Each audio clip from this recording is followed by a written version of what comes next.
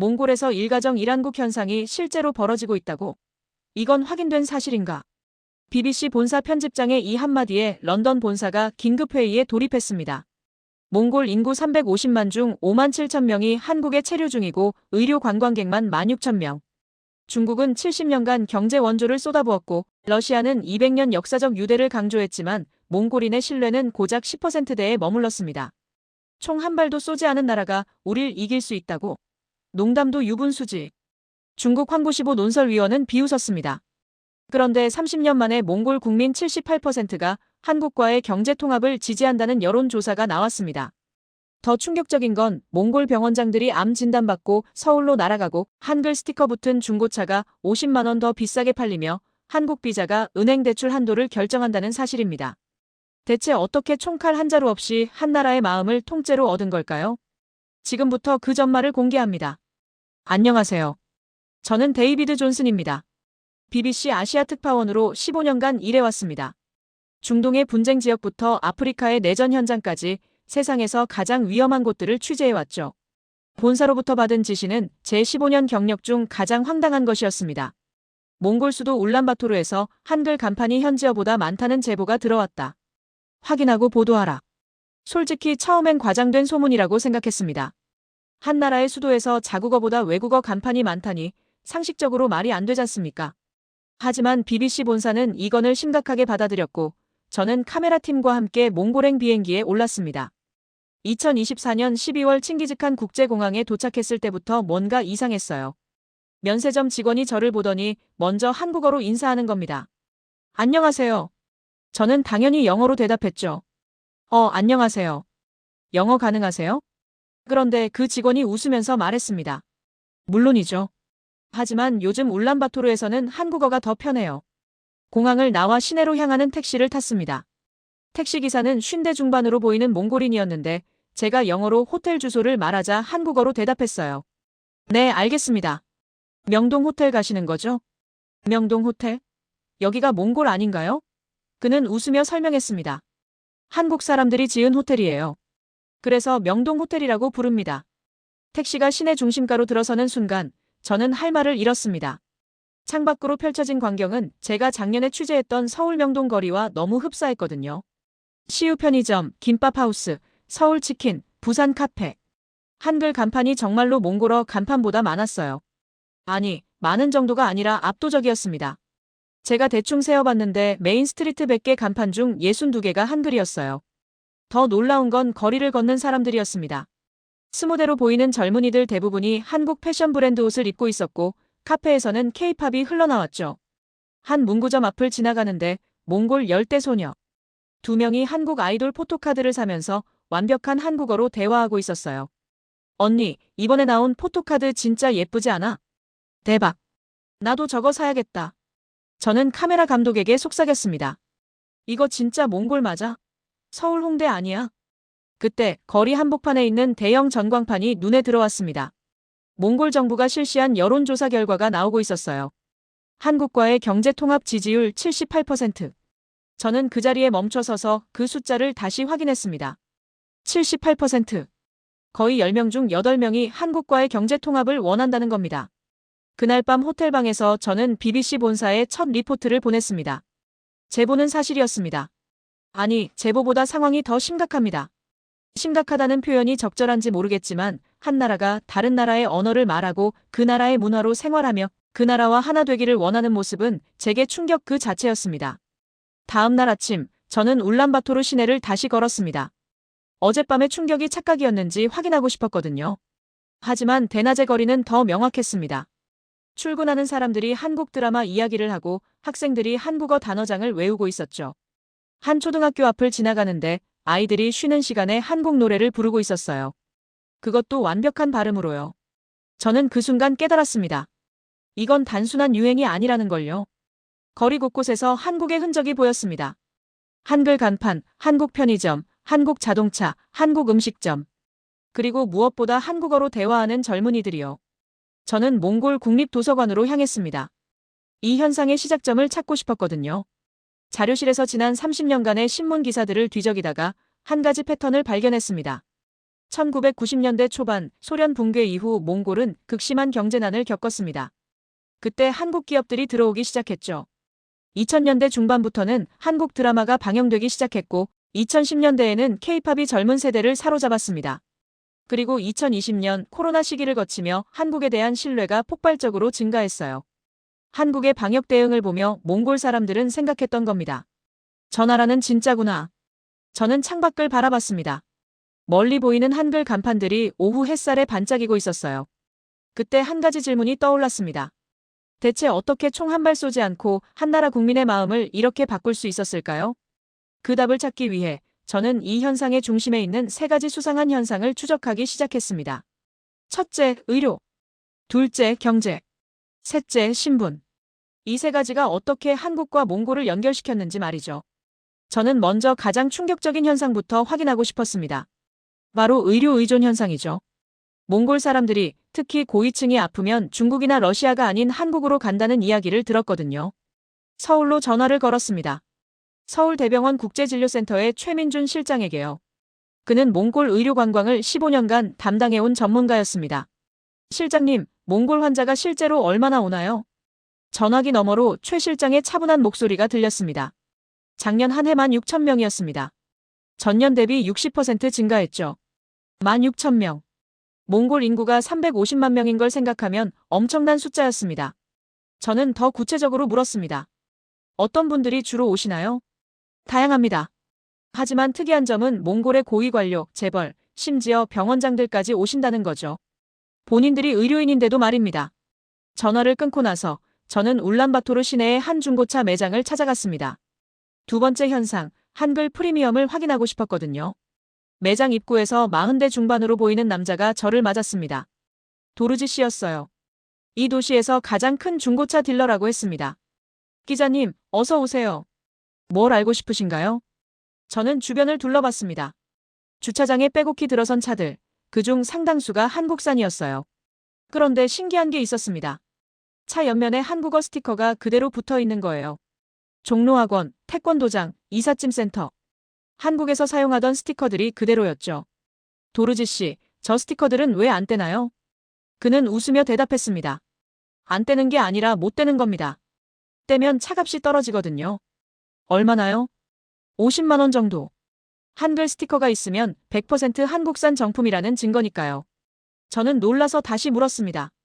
한글 자체가 품질 보증서라는 말씀인가요? 정확합니다. 몽골에서 한글은 루이비통 로고 같은 겁니다. 세 번째 현상을 확인하기 위해 저는 시내 중심가에 있는 칸은행을 찾아갔습니다. 대출 심사부서의 올츠바야르 씨를 만나기로 했거든요. 30에 가까워 보이는 그녀는 냉정한 금융인의 분위기를 풍겼습니다. 그녀의 책상 위에는 대출 신청서들이 쌓여 있었어요.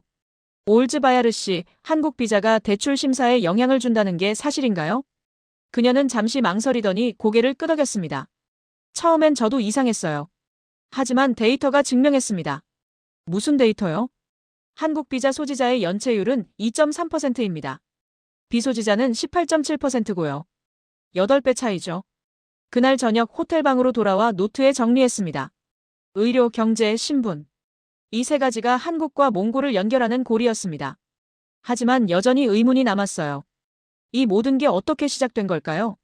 그리고 가장 중요한 건 왜 중국도 러시아도 아닌 한국이었을까요? 그 답을 찾기 위해 저는 울란바토르 제3국립병원을 찾아갔습니다. 몽골 최고의 병원 중 하나였죠. 병원 로비에 들어서자 한국어 안내판이 가장 먼저 눈에 들어왔습니다. 몽골어, 영어보다 더 큰 글씨로 쓰여 있었어요. 투무르 어치르 원장을 만난 건 그의 집무실에서였습니다. 65살쯤 돼 보이는 그는 위험 있는 모습이었지만 눈빛에는 어딘가 부드러움이 있었습니다. 원장님, 몽골 고위층이 한국으로 치료받으러 간다는 게 사실인가요? 그는 잠시 침묵했습니다. 그리고 천천히 입을 열었어요. 기자님, 제 이야기를 해드리죠.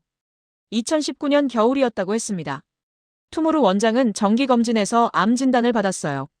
초기였지만 수술이 필요한 상태였죠. 의사로서 자존심이 있었습니다. 우리 병원도 충분히 할 수 있다고 믿었거든요. 하지만 그는 밤새 고민했다고 했습니다. 의사로서의 자존심과 한 인간으로서의 생존 본능 사이에서요. 검사 결과를 보는 순간 알았습니다. 이건 내 목숨이 걸린 문제라는 걸요. 다음 날 아침 그는 세 곳에 전화를 걸었습니다. 베이징의 협화의원, 모스크바의 스콜코보 클리닉, 그리고 서울의 아산병원. 중국 병원은 3개월 대기였습니다.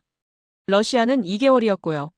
하지만 서울은 일주일 안에 수술 일정을 잡아줬어요. 그것만이 아니었습니다. 서울에서 온 답변은 달랐다고 했습니다. 상세한 치료 계획, 예상 비용, 회복 기간까지 모두 투명하게 알려줬다는 거죠. 그때 결심했습니다. 나는 한국을 선택하겠다고. 2020년 1월, 투모루 원장은 인천공항에 도착했습니다. 휠체어를 타고 입국장을 나서는 그를 아산병원 국제진료센터 직원이 기다리고 있었어요. 그날부터 2주일간 그는 한국 의료 시스템을 경험했습니다. 모든 게 달랐습니다. 의료진의 태도, 시스템의 효율성, 무엇보다 환자를 대하는 방식이요. 수술은 성공적이었습니다. 그는 3주 후 울란바토르로 돌아왔고 석 달 후 완전히 회복했죠. 돌아와서 제일 먼저 한 일이 뭔지 아십니까? 투모루 원장은 잠시 말을 멈췄습니다. 그의 눈가가 붉어졌어요. 우리 병원 의사들을 모아놓고 말했습니다. 한국으로 연수를 보내겠다고. 우리도 배워야 한다고. 그 이야기는 빠르게 몽골 의료계에 퍼졌습니다. 몽골 최고의 병원장이 한국에서 수술을 받았다는 사실, 그리고 그가 돌아와 한국 의료를 극찬했다는 사실이요. 2020년부터 저희 병원은 매년 10명의 의사를 한국으로 보냅니다. 연수비는 병원이 전액 지원하고요. 저는 투모루 원장을 보며 깨달았습니다. 이게 바로 시작점이었구나. 한 사람의 선택이 전체를 바꾼 거였습니다. 원장님, 후회하지 않으세요? 자국 병원이 아닌 외국 병원을 선택한 것에 대해. 그는 고개를 저었습니다. 후회? 전혀요. 오히려 감사합니다. 한국이 저를 살렸고 저는 그 경험으로 우리 병원을 발전시키고 있으니까요. 병원을 나서며 저는 생각했습니다. 생명. 그것보다 더 강력한 연결고리가 어디 있을까요? 한국은 몽골 고위층의 생명을 구했고 그들은 자연스럽게 한국을 신뢰하게 된 겁니다. 하지만 여전히 의문이 남았습니다. 의료만으로 78%의 지지율을 만들 수는 없잖아요. 다음 날 저는 울란바토르 대학교에서 열린 토론회에 참석했습니다. 주제는 몽골의 미래 동아시아 파트너십이었죠. 강당에는 200여 명의 학생과 교수들이 모여 있었습니다. 한 20살쯤 돼 보이는 여학생이 먼저 손을 들었어요. 중국이 우리와 더 가깝잖아요. 국경도 맞닿아 있고 경제 규모도 훨씬 크고요. 왜 한국이어야 하나요? 강단에 서 있던 몽골 경제학 교수가 대답했습니다. 좋은 질문입니다. 하지만 거리가 가깝다고 좋은 파트너는 아니죠. 교수는 화면에 그래프를 띄웠습니다. 몽골인들의 국가별 신뢰도 조사였어요. 중국에 대한 신뢰도는 12%입니다. 러시아는 34%. 반면 한국은 73%예요. 한 남학생이 반박했습니다. 그건 지금이고요. 역사적으로 보면 몽골은 중국이나 러시아와 더 긴밀했잖아요. 교수는 쓴웃음을 지었습니다. 긴밀했다기보다는 지배당했죠. 청나라 시절 200년, 소련 시절 70년. 우리는 항상 누군가의 속국이었습니다. 강당이 조용해졌습니다. 교수는 계속 말했어요. 중국은 우리를 지방처럼 대합니다. 러시아는 속국처럼 대하고요. 하지만 한국은 달랐습니다. 한국은 단 한 번도 우리를 무시한 적이 없었어요. 한 교수가 손을 들었습니다. 50대 중반쯤 돼 보이는 역사학 교수였어요. 하지만 우리가 한국에 너무 의존하는 건 아닌가요? 수출의 23%가 한국으로 가고 젊은이들은 한국어만 배우고. 이건 또 다른 종속 아닙니까? 그 질문에 강당이 술렁였습니다. 저도 귀를 기울였죠. 이게 바로 제가 궁금했던 부분이었거든요. 경제학 교수가 대답했습니다. 종속과 협력은 다릅니다. 종속은 일방적이지만 협력은 쌍방향이죠. 한국은 우리에게 기술과 자본을 주고 우리는 한국에게 자원과 시장을 줍니다. 이건 윈윈입니다. 한 학생이 다시 물었습니다. 그럼 우리 정체성은요? 우리 아이들이 몽골 노래는 모르고 케이팝만 아는 건 문제 아닌가요? 교수는 잠시 생각하더니 대답했습니다. 문화는 경쟁이 아닙니다. 우리가 한국 문화를 좋아한다고 몽골 문화가 사라지는 건 아니에요. 오히려 풍성해지는 거죠. 토론회가 끝나고 저는 복도에서 몇몇 학생들과 이야기를 나눴습니다. 24쯤 돼 보이는 남학생이 말했어요. 솔직히 우리 세대는 중국이나 러시아를 신뢰하지 않습니다. 역사를 알거든요. 하지만 한국은 다르죠. 한국은 우리를 동등하게 대했어요. 22쯤 돼 보이는 여학생이 덧붙였습니다. 그리고 현실적으로 한국 기업에 취직하면 월급이 몽골 평균의 3배예요. 중국 기업은 2배밖에 안 되고요. 저는 그날 밤 호텔방에서 토론회 내용을 정리하며 생각했습니다. 몽골 사람들도 알고 있구나. 이게 완벽한 관계는 아니라는 걸. 의존의 위험성도 정체성 상실의 가능성도요. 하지만 그들은 여전히 한국을 선택하고 있었습니다. 왜일까요? 역사가 주는 교훈 때문이었습니다. 중국과 러시아에게 지배당한 경험이 너무 뼈아팠기에 그들은 새로운 파트너를 원했던 거죠. 그리고 한국은 그 빈자리를 정확히 메웠습니다. 이제 저는 이 모든 것의 시작점으로 가야 했습니다. 1991년 소련이 붕괴한 그 순간으로요. 몽골 국립도서관 아카이브실에서 저는 30년 전 신문들을 뒤적였습니다. 1991년 12월 26일자 신문 일면에는 이렇게 쓰여 있었어요. 소련 해체. 몽골, 경제 원조 중단 위기. 그때까지 몽골은 소련의 경제 원조에 전적으로 의존하고 있었습니다. 소련이 무너지자 몽골 경제도 함께 무너졌죠. 1992년 신문 기사들은 더 참담했습니다. 실업률 37%, GDP-23% 급락, 식료품 대란. 한 기사에는 이런 구절이 있었어요. 울란바토르 시내 빵집 앞에 새벽 5시부터 100명이 넘는 사람들이 줄을 섰다. 하지만 밀가루가 없어 빵을 만들 수 없었다. 저는 그 시절을 직접 경험한 사람을 만나고 싶었습니다. 그래서 바트마이너스 에르덴 씨를 찾아갔죠. 58살인 그는 지금 몽골에서 가장 큰 한국 식품 수입 회사를 운영하고 있었습니다. 우리는 그의 회사 사무실에서 만났어요.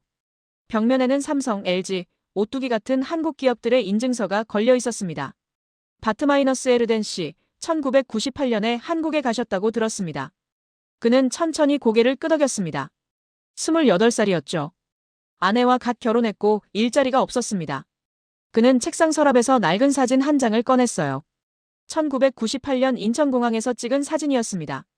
젊은 바트마이너스 에르덴이 큰 배낭을 메고 서 있었죠. 주머니에 $5가 있었습니다. 전 바트 에르덴 씨의 이야기를 들으며 저는 깨달았습니다. 경제만으로는 설명이 안 된다는 걸요. 돈을 벌러 갔다가 문화를 가져온 사람들, 그들이 진짜 변화를 만든 겁니다. 바트 에르덴 씨, 한국에서 돌아온 사람들이 얼마나 되나요? 그는 잠시 생각하더니 대답했습니다. 1998년부터 2010년 사이에 약 3만 명이 한국에서 일하고 돌아왔습니다. 이들이 한국 문화에 씨앗을 뿌렸죠. 그의 말이 맞았습니다. 저는 그날 오후 한 가정을 방문했어요. 나란게렐이라는 24 여성의 집이었습니다.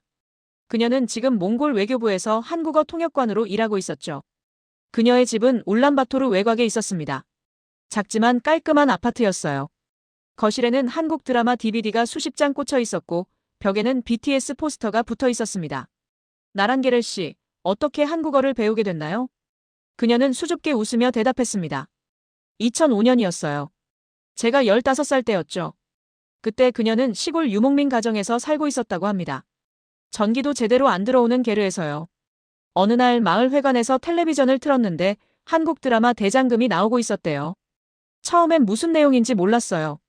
몽골어 자막을 읽으면서 봤죠. 그런데 너무 재밌는 거예요. 그날부터 그녀는 매주 마을 회관에 가서 대장금을 봤다고 합니다. 그러던 어느 날 한 대사가 그녀의 마음을 사로잡았어요. 최선을 다하면 반드시 길이 열립니다. 나란게렐은 그 대사를 한국어로 듣고 싶었습니다. 그래서 독학으로 한국어를 배우기 시작했죠. 책도 없고 선생님도 없었습니다. 그저 드라마를 반복해서 보며 따라했어요. 어머니가 양을 파셨어요. 제 한국어 학원비를 마련하시려고요. 2007년 울란바토르에 세종학당이 개원했습니다. 나란게렐은 첫날 등록했죠. 120명의 학생 중 한 명이었습니다. 그때부터 제 인생이 바뀌었어요. 그녀는 세종학당에서 3년간 한국어를 배웠습니다. 2010년 그녀는 한국어 능력 시험 6급에 합격했어요. 최고 등급이었죠. 2019년 그녀는 장학금을 받아 서울대학교 교환학생으로 갔습니다. 6개월간 서울에서 공부했죠. 서울대 도서관에서 공부하고 한국 학생들과 팀 프로젝트하고 주말에는 서울 구경하고 꿈만 같았어요. 2020년 귀국 후 그녀는 몽골 외교부 통역관 시험에 응시했습니다.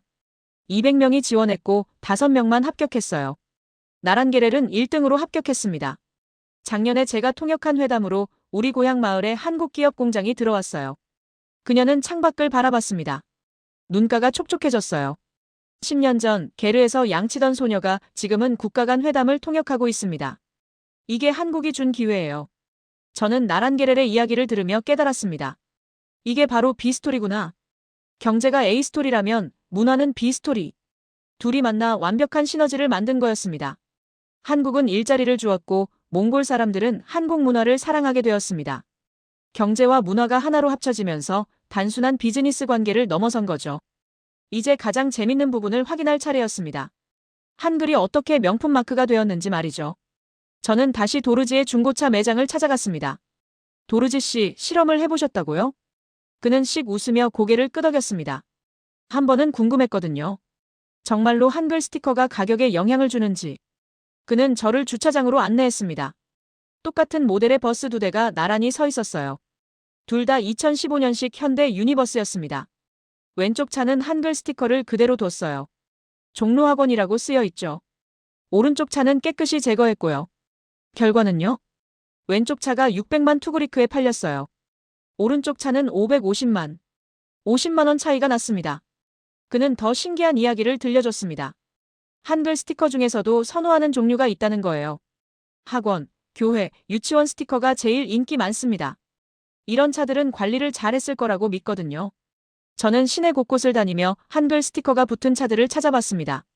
정말로 많았어요. 버스, 트럭, 심지어 택시에도 한글이 붙어 있었습니다. 행복한 유치원, 사랑의 교회, 대한 이삿짐센터. 몽골 사람들은 이 한글들을 보며 품질을 신뢰하는 겁니다. 다음으로 저는 편의점 현상을 확인하러 갔습니다. 시내 중심가에 있는 시유 편의점이었어요. 안에 들어서자 정말 서울의 편의점과 똑같았습니다. 삼각김밥, 컵라면, 한국 과자들이 진열대를 가득 채우고 있었어요. 계산대에는 20대 여성 직원이 서 있었습니다. 여기 손님들 대부분이 한국 제품을 사나요? 그녀는 환하게 웃으며 대답했습니다. 네, 특히 젊은 사람들은 거의 한국 제품만 사요. 한국 라면이 가장 인기 있고 그 다음이 한국 과자랑 음료수예요. 왜 한국 제품을 선호하는 것 같아요? 한국 드라마에서 봤으니까요. 드라마 주인공들이 먹는 걸 우리도 먹고 싶은 거죠. 저는 편의점을 나와 거리를 걸었습니다. 100m마다 한국 브랜드가 보였어요. 시유 편의점, GS25, 올리브영, 파리바게트. 몽골 수도가 아니라 서울 어느 동네를 걷는 기분이었습니다. 마지막으로 확인해야 할 건 비자 계급론이었습니다. 저는 다시 칸은행의 올츠바야르 씨를 만났어요. 구체적으로 어떻게 작동하나요? 그녀는 대출 신청서 양식을 보여줬습니다. 중간쯤에 한국 비자 소지 여부라는 항목이 있었어요. 한국 비자가 있으면 대출 한도가 30% 증가합니다. 이자율도 1% 낮아지고요. 이게 공식 정책인가요? 아니요, 우리 은행만의 내부 규정이에요. 하지만 다른 은행들도 비슷하게 운영하고 있습니다. 그녀는 지난 5년간의 데이터를 보여줬습니다. 한국 비자 소지자의 연체율은 계속 2점대를 유지했고 비소지자는 10%대 후반이었어요. 숫자가 거짓말을 안 합니다. 한국을 오갈 수 있다는 건 그 사람의 경제력과 신용도를 보여주는 거예요. 저는 결혼정보회사도 찾아갔습니다. 시내에 있는 행복한 만남이라는 회사였어요. 상담사는 30대 중반의 여성이었습니다. 요즘 신랑감 조건 1순위가 뭔가요? 그녀는 주저없이 대답했습니다. 한국 복수 비자 소지자요. 그 다음이 한국어 능력, 세 번째가 한국 기업 재직 여부예요. 재산이나 외모보다요? 물론 그것도 중요하죠. 하지만 한국 비자는 그 모든 걸 포함하는 개념이에요. 한국 비자가 있다는 건 경제력이 있고 교육 수준이 높고 미래가 밝다는 걸 의미하니까요. 그날 저녁 저는 호텔방에서 웃음이 나왔습니다. 한글 스티커가 명품 마크가 되고 한국 비자가 신분증이 되고 한국 편의점이 생활 필수품이 된 나라. 이게 바로 프라미스의 구현이었습니다. 재밌고 신기하고 동시에 놀라운 현실이었죠. 하지만 모든 게 순조로웠던 건 아니었습니다. 2020년 3월 코로나가 세상을 덮쳤죠. 저는 그 시기 몽골의 상황을 알고 싶었습니다. 몽골 사회학 연구소의 체렌도르지 교수를 찾아갔어요. 교수님, 코로나가 몽골 사람들의 한국 인식을 어떻게 바꿨나요? 그는 그래프를 보여줬습니다. 2019년 12월 우리가 조사한 가장 선망하는 국가 순위에서 한국은 5위였어요. 1위는 미국, 2위는 독일이었죠. 지금은요? 2020년 12월 한국이 1위로 올라갔습니다. 1년 만에요. 저는 놀라서 다시 물었습니다. 1년 만에 5위에서 1위로요? 무슨 일이 있었나요? 체렌도르지 교수는 2020년 2월 상황을 설명했습니다. 대구에서 신천지 집단 감염이 터졌을 때 전 세계가 한국 끝났다고 생각했대요. 몽골도 마찬가지였죠. 그런데 한국은 한 달 만에 상황을 통제했어요. 어떻게 했는지 아세요? 드라이브 스루 검사요. 그것도 있지만 더 중요한 건 투명성과 시스템이었습니다. 한국 정부는 매일 오후 2시에 정례 브리핑을 했다고 합니다. 확진자 동선을 실시간으로 공개했고 국민들은 스마트폰 앱으로 확진자 위치를 확인할 수 있었죠. 같은 시기 몽골은 어땠냐면 정부가 정보를 공개하지 않았어요. 확진자가 몇 명인지 어디서 나왔는지 국민들이 몰랐죠. 그래서 루머가 퍼지고 사재기가 일어났습니다. 체렌도르지 교수는 당시 신문 기사를 보여줬습니다. 한국 진단키트, 정확도 98%, 전 세계 100개국 수출. 몽골도 수입했나요? 5만 개를 수입했습니다. 그리고 몽골 중앙병원에서 사용했죠. 저는 다음날 몽골 중앙병원을 찾아갔습니다. 바트 선생님이라는 의사를 만났어요. 그는 2020년 당시 코로나 대응팀에 있었다고 합니다. 선생님, 한국 진단키트를 사용하셨다고 들었습니다. 그는 고개를 끄덕였습니다. 우리 병원에서 사용한 진단키트는 전부 한국 제품이었어요. 왜 한국 제품을 선택했나요? 정확도 때문입니다. 한국 진단키트는 정확도가 98%였어요. 중국 제품은 85%, 러시아 제품은 80%였죠. 바트 선생님은 당시를 회상했습니다. 생명이 걸린 문제니까 당연히 가장 정확한 걸 선택해야죠. 그때 한국에 대한 인식이 완전히 바뀌었습니다. 어떻게요? 그전까지는 한국을 그냥 K-팝과 드라마의 나라 정도로 생각했어요. 그런데 코로나를 겪으면서 깨달았죠. 한국은 진짜 기술 강국이구나. 위기를 기회로 바꾸는 나라구나. 바트 선생님은 개인적인 이야기도 들려줬습니다. 제 아들이 고등학생인데 원래는 미국 유학을 보내려고 했어요. 그런데 2020년 미국 코로나 대응을 보고 생각을 바꿨죠. 지금은 한국 유학을 준비하고 있습니다. 저는 체렌도르지 교수에게 마지막 질문을 했습니다. 그럼 코로나가 없었다면 지금의 78% 지지율도 없었을까요? 교수는 잠시 생각하더니 대답했습니다. 코로나 전에는 한국이 동경의 대상이었어요. K-팝 보고 드라마 보고 저렇게 살고 싶다고 생각했죠. 지금은요? 지금은 신뢰의 대상이에요. 한국과 함께하면 우리도 위기를 극복할 수 있다는 믿음이 생긴 겁니다. 교수는 그래프를 다시 보여줬습니다. 2019년 한국과의 경제통합 찬성 비율은 52%였어요. 2021년에는 68%로 올랐고 2023년에는 78%가 됐죠. 코로나가 그 상승의 결정적 계기였습니다. 그날 밤 저는 깨달았습니다. 코로나가 미드포인트였구나. 모든 게 바뀐 전환점이었던 거죠. 동경에서 신뢰로, 문화에서 기술로, 감성에서 이성으로. 코로나는 한국의 진짜 실력을 증명한 시험대였고 한국은 그 시험을 통과했습니다. 하지만 모든 게 장밋빛만은 아니었습니다. 저는 몽골 경제학자 바야르 박사를 만났어요. 그는 한국과의 경제관계에 대해 비판적인 시각을 가진 학자였습니다. 기자님, 숫자를 보시죠. 그는 자료를 펼쳐 보였습니다. 몽골 수출의 23%가 한국으로 갑니다. 이건 위험 수준이에요. 만약 한국 경제가 흔들리면 우리도 함께 무너집니다. 하지만 그건 상호 의존 아닌가요? 상호 의존과 일방 의존은 달라요. 한국은 몽골 없어도 됩니다. 대체 공급처가 많으니까요. 하지만 몽골은 한국 없으면 어려워요. 바야르 박사는 더 심각한 문제를 지적했습니다. 젊은 세대의 문화 정체성 상실입니다. 우리 손주들은 몽골 전통 노래는 모르고 K-팝만 알아요. 몽골어보다 한국어를 더 유창하게 하고요. 저는 그날 오후 65살 몽골 전통 음악가를 만났습니다. 그는 쓴웃음을 지으며 말했어요. 제가 공연하면 관객이 10명도 안 옵니다. 하지만 K-팝 공연은 10,000명이 모이죠. 슬프지만 현실이에요. 더 큰 문제도 있었습니다. 중국의 견제였죠.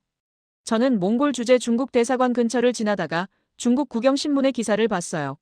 몽골의 한국 편향, 지역 균형 해친다. 중국과의 역사적 관계 고려해야. 몽골 외교부 관계자를 만났을 때 그는 조심스럽게 말했습니다. 중국이 불편해하는 건 사실이에요. 최근 몇 년간 중국 투자가 줄었습니다. 우리가 한국에 너무 기운다고 생각하는 거죠. 러시아는요? 러시아도 비슷합니다. 우리가 서방편에 선다고 의심하고 있어요. 저는 몽골이 처한 딜레마를 이해했습니다. 지리적으로 중국과 러시아 사이에 끼어 있는 나라. 역사적으로 두 나라에게 지배당한 경험이 있는 나라. 그런 나라가 한국과 가까워지면 두 강대국이 불편해할 수밖에 없죠. 더 가슴 아픈 이야기도 들었습니다. 저는 한 사회복지사를 만났어요. 그녀는 한국 유학을 준비하다 실패한 젊은이들을 돕는 일을 하고 있었습니다. 매년 3,000명이 한국 유학을 신청해요. 하지만 비자를 받는 건 500명뿐이죠. 나머지는요? 좌절합니다. 일부는 불법으로라도 한국에 가려고 해요. 브로커에게 큰 돈을 주고요. 그녀는 한 사례를 들려줬습니다. 23 젊은이가 브로커에게 5천만 투그리크를 주고 관광비자로 한국에 갔대요. 그리고 불법 체류하며 일했죠. 6개월 후 적발돼서 강제 추방됐고요. 그 친구는 지금 울란바토르에서 편의점 알바를 해요. 빚도 못 갚고 꿈도 잃었죠. 저는 그날 밤 호텔방에서 생각에 잠겼습니다. 완벽해 보이는 관계에도 균열은 있었습니다. 경제 종속 우려, 문화 정체성 상실, 강대국의 견제, 그리고 좌절한 젊은이들. 이 어두운 이면들이 점점 커지고 있었습니다. 그리고 저는 가장 가슴 아픈 이야기를 들었습니다. 바야르사이안 씨라는 53 남자를 만났어요. 그는 전직 교사였는데 지금은 편의점에서 야간 알바를 하고 있었습니다. 우리는 그의 집에서 만났습니다. 아니, 집이라고 부르기엔 초라한 게르였어요. 울란바토르 외곽의 게르촌.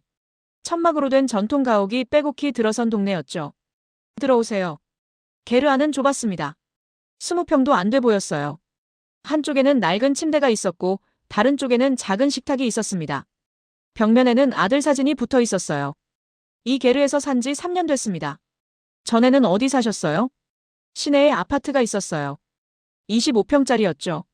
바야르사이안 씨는 천천히 이야기를 시작했습니다.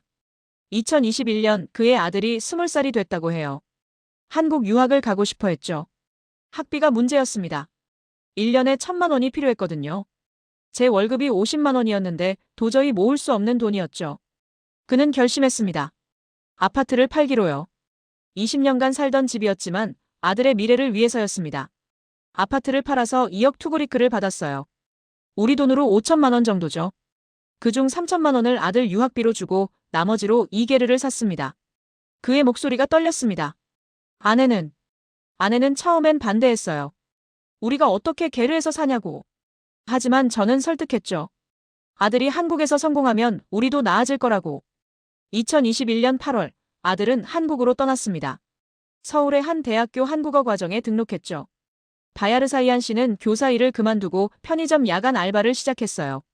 아들 생활비를 보내기 위해서였습니다. 밤 10시부터 아침 6시까지 일해요. 한 달에 40만 원 받습니다. 그중 20만 원을 아들에게 보내죠. 그는 창밖을 바라봤습니다. 겨울바람이 게르를 흔들고 있었어요. 부끄럽지 않냐고요? 부끄럽죠. 53세 게르에서 살고 밤에는 편의점에서 일하고 친구들 만나기도 창피해요. 그때 그의 휴대폰이 울렸습니다. 영상통화였어요. 아들이었죠. 화면 속 젊은이는 밝게 웃고 있었습니다. 아빠, 좋은 소식이에요. 무슨 일이니? 삼성전자 인턴 붙었어요. 6개월 인턴하고 나면 정규직 전환된대요. 바야르사이안 씨의 눈에서 눈물이 흘러내렸습니다. 그날 밤 저는 잠을 이룰 수 없었습니다. 호텔 침대에 누워 천장을 바라보며 계속 생각했어요.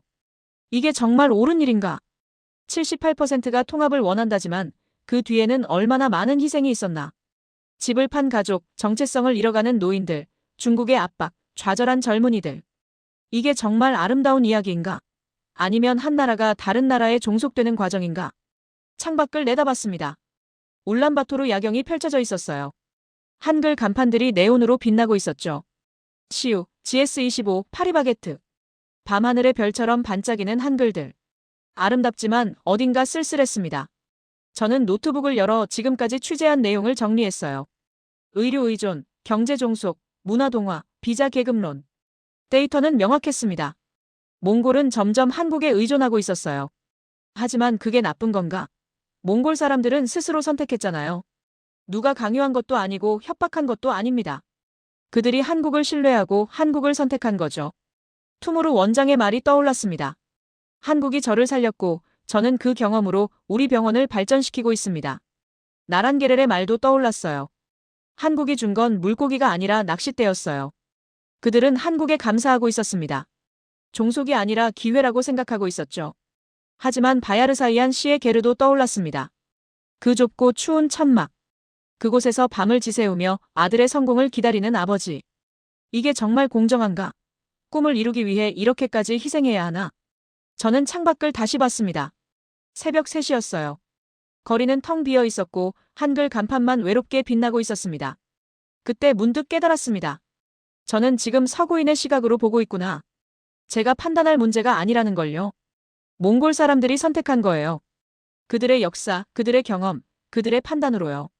중국과 러시아에게 지배당한 100년의 역사가 그들에게 가르쳐준 교훈. 더 이상 강대국에게 짓밟히지 않으려면 새로운 파트너가 필요하다는 것. 그리고 한국은 그 빈자리를 메웠습니다. 존중으로, 기회로, 신뢰로요. 저는 노트북을 덮었습니다.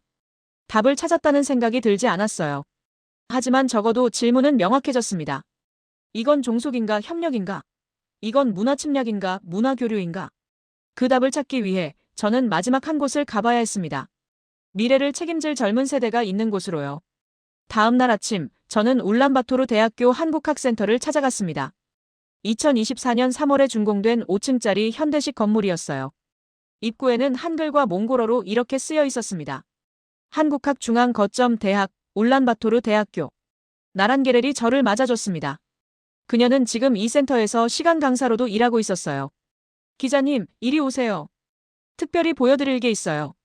1층은 도서관이었습니다. 한쪽 벽면 전체가 한국 관련 서적으로 가득했어요. 한국어 교재, 한국 문학, 한국 역사, 한국 경제. 대충 세어봐도 2,000권은 넘어 보였습니다. 이 책들은 어디서 온 건가요? 한국학중앙연구원에서 기증했어요. 2023년 11월 거점 대학 선정 이후 한국 정부가 매년 3억 원씩 5년간 지원하기로 했거든요. 2층으로 올라갔습니다. 강의실이었어요. 학생들이 수업을 듣고 있었습니다. 칠판에는 한국어로 국제무역의 이해라고 쓰여 있었죠. 수업이 끝난 후 저는 학생 몇 명과 이야기를 나눴습니다. 22쯤 돼 보이는 여학생이 먼저 자기소개를 했어요. 안녕하세요.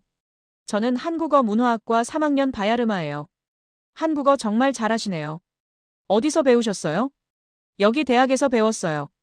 고등학교 때는 한국어를 전혀 몰랐는데 대학 와서 처음 시작했죠. 지금은 한국 드라마를 자막 없이 봐요. 졸업 후 계획은 어떻게 되세요? 한국 유학하려고 해요. 이 프로그램 덕분에 서울대학교 교환학생 기회가 생겼거든요. 1년 동안 서울대에서 공부하고 그 다음에는 한국 기업에 취업할 계획이에요. 옆에 있던 24쯤 되는 남학생이 말했습니다. 저는 작년에 이미 서울대 다녀왔어요. 2023년 가을 학기에 6개월 있었죠. 인생 최고의 경험이었어요. 3층은 연구실이었습니다. 교수 5명이 책상에 앉아 작업하고 있었어요. 그중 한 명이 젊은 몽골인 여성이었습니다. 안녕하세요. 저는 앵투야 교수예요. 한국 문학을 가르치고 있어요. 교수님도 한국 유학을 다녀오셨나요? 네, 2015년부터 2020년까지 서울대에서 박사과정을 밟았어요. 논문 주제는 한국 현대소설에 나타난 가족관계였죠. 4층은 취업 상담실이었습니다. 벽면에 붙은 포스터들이 눈에 들어왔어요. 삼성전자 채용 설명회, LG화학 인턴십 모집, 현대자동차 신입사원 선발. 전부 한국 기업들이었습니다. 나란게렐이 통계 자료를 보여줬습니다. 2023년 11월 거점 대학 선정 이후 우리 학과 졸업생의 한국 기업 취업률이 67%예요. 2022년에는 42%였는데 25%나 올랐죠. 5층으로 올라갔습니다. 회의실이었는데 큰 화면에 한국과 몽골을 잇는 네트워크 지도가 표시되어 있었어요. 이게 우리가 구축하고 있는 한몽 네트워크예요. 한국의 15개 대학, 몽골의 8개 대학, 그리고 30개 기업이 연결되어 있죠. 저는 그 지도를 보며 깨달았습니다. 이게 답이구나. 종속이 아니라 성장, 의존이 아니라 협력. 이 센터는 몽골 젊은이들에게 낚싯대를 주고 있었습니다. 그날 저녁 한국학센터에서 송년회가 열렸습니다. 학생 100명과 교수 20명이 모였어요. 분위기가 마치 한국대학 축제 같았습니다. K-팝 음악이 흘러나오고 학생들은 한국 노래를 따라 부르며 춤췄죠. 저는 한쪽 구석에 서서 그 모습을 지켜봤습니다. 그때 한 학생이 다가왔어요. 26쯤 돼 보이는 남학생이었습니다. 기자님, 저 토고예요. 기억하세요? 아, 현대자동차에서 일하신다는. 맞아요. 작년에 인터뷰했었죠. 그때 말씀드렸던 게 기억나요? 한국이 저에게 준 건 물고기가 아니라 낚싯대라고. 기억합니다. 그 말 진심이었어요. 저는 시골 출신이라 어렸을 때 가난했거든요. 한국어를 배우지 않았다면 지금도 목축업하고 있었을 거예요. 하지만 한국어를 배우고 한국 기업에 취업하면서 제 인생이 바뀌었죠. 자정이 되기 5분 전 나란게렐이 무대에 올라 마이크를 잡았습니다. 여러분, 2024년 한 해 정말 고생 많으셨어요. 우리 센터가 개관한 지 1년밖에 안 됐는데 벌써 이렇게 큰 성과를 냈습니다. 학생들이 박수를 쳤습니다. 2025년에는 더 큰 계획이 있어요. 서울대, 연세대, 고려대와 복수 학위 프로그램을 시작하고 한국 기업과 인턴십 프로그램을 확대하고 한몽 공동 연구 프로젝트를 10개 더 시작할 거예요. 학생들이 환호했습니다. 자정이 되었고 새해가 밝았습니다. 학생들은 새해 복 많이 받으세요라고 한국어로 외쳤어요. 그 순간 저는 깨달았습니다. 이게 바로 피날레구나. 30년에 걸친 5단계 전략이 완성되는 순간이었습니다. 첫 단계, 1990년대. 한국 기업들이 일자리를 제공했습니다. 바트-에르덴 같은 3만 명이 한국을 경험했죠. 두 번째 단계, 2000년대. 한국 기업들이 본격적으로 진출했습니다. 현대, 삼성, LG. 450개 기업이 12,000명을 고용했어요. 세 번째 단계, 2005년. 한국 드라마와 K-팝이 몽골을 사로잡았습니다. 나란개를 같은 세대가 한국 문화를 사랑하게 됐죠. 네 번째 단계, 2020년. 코로나 대응으로 한국의 기술력을 증명했습니다. 동경에서 실내로 전환됐어요. 다섯 번째 단계, 2023년. 거점 대학 설립으로 미래 세대를 양성하기 시작했습니다. 지속 가능한 관계의 기반을 만든 거죠. 저는 센터를 나서며 울란바토르 거리를 걸었습니다. 새해 첫날, 거리에는 사람들이 가득했어요. 그들은 한국어로 새해 인사를 나누고 한국 노래를 부르고 한국 음식을 먹고 있었습니다. 이게 바로 총칼 없는 영토 확장의 완성이었습니다. 2025년 1월 3일, 저는 울란바토르를 떠났습니다. 공항으로 가는 택시에서 기사 아저씨가 라디오를 켰어요. BTS의 다이너마이트가 흘러나왔습니다. 기사 아저씨는 한국어로 노래를 따라 불렀고 저는 창밖을 바라봤습니다. 2주일 전 처음 이곳에 왔을 때와 똑같은 풍경이었어요. 한글 간판, 한국 편의점, 한국어로 대화하는 사람들. 하지만 제 마음은 완전히 달라져 있었습니다. 처음엔 혼란스러웠어요. 이게 도대체 뭔가? 어떻게 이런 일이 가능한가? 하지만 이제는 알겠습니다. 이건 문화의 힘이었어요. 경제의 힘, 교육의 힘, 그리고 무엇보다 존중의 힘이었습니다. 한국은 몽골에게 일자리를 주었고 기술을 주었고 문화를 나눴습니다. 하지만 가장 중요한 건 존중을 주었다는 거예요. 동등한 파트너로 대했다는 것. 중국은 몽골을 지방처럼 대했고 러시아는 속국처럼 대했습니다. 하지만 한국은 달랐어요. 한국은 몽골을 존중했고 몽골 사람들은 그걸 기억하고 있었습니다. 인천공항에 도착했습니다. 출국장을 나서는데 한국인 관광객 무리가 보였어요. 그들은 몽골 여행 이야기를 하고 있었습니다. 몽골 진짜 좋더라. 사람들도 친절하고. 근데 한글 간판이 진짜 많던데? 신기하더라. 저는 미소를 지었습니다. 그들은 모르겠죠. 그 한글 간판 하나하나에 담긴 30년의 이야기를요. 비행기에 올라 자리에 앉았습니다. 창밖으로 울란바토르가 점점 멀어지고 있었어요. 저는 노트북을 열어 마지막 리포트를 작성했습니다. 울란바토르발 데이비드 존슨입니다. 저는 15년간 전쟁터를 다녔습니다. 탱크와 총으로 영토를 빼앗는 걸 봤죠.